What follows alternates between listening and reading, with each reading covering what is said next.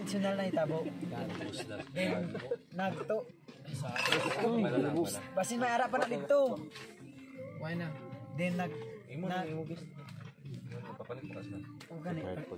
Baligyan naman yun.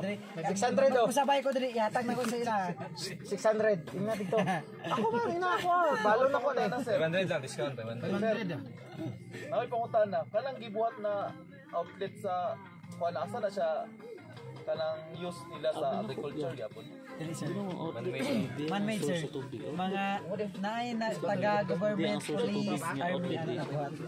Pero asa purpose nila nga nagpagawa Naa sila nice question sir. Propaganda.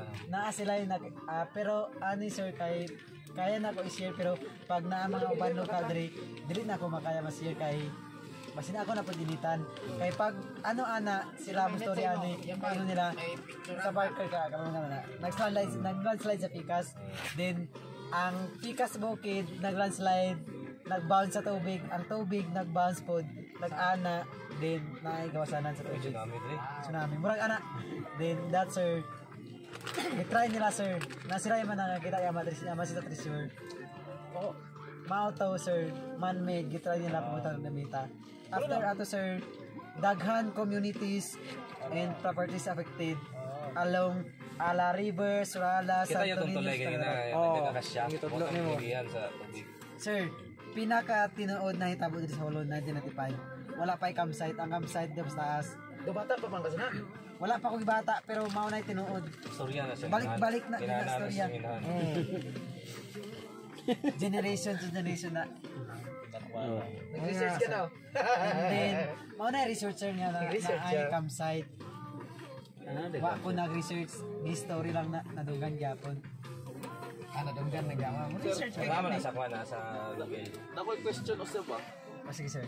Ngano ang kanang sa CR nato gi-elevate man gina siya. Daabot ba gid ang tubig diri?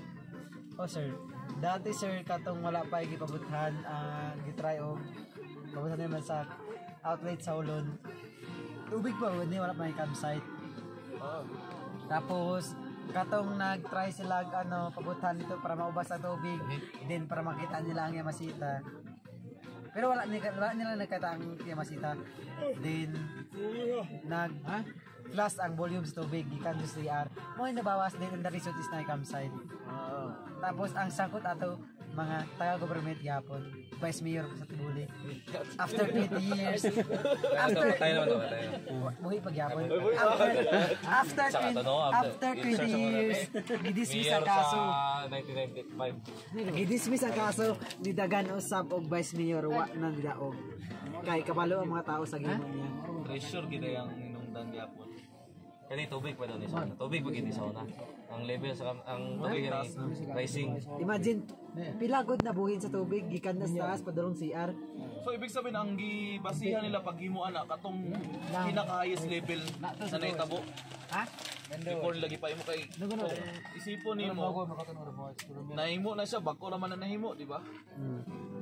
Dili ang kanang nagtanong mo ang kanon lay mag-drain lang dito. I-drain sir para i-drain ang tubig sa makuha nila para sa kabalong Yamasita. nga lalong paday kayo.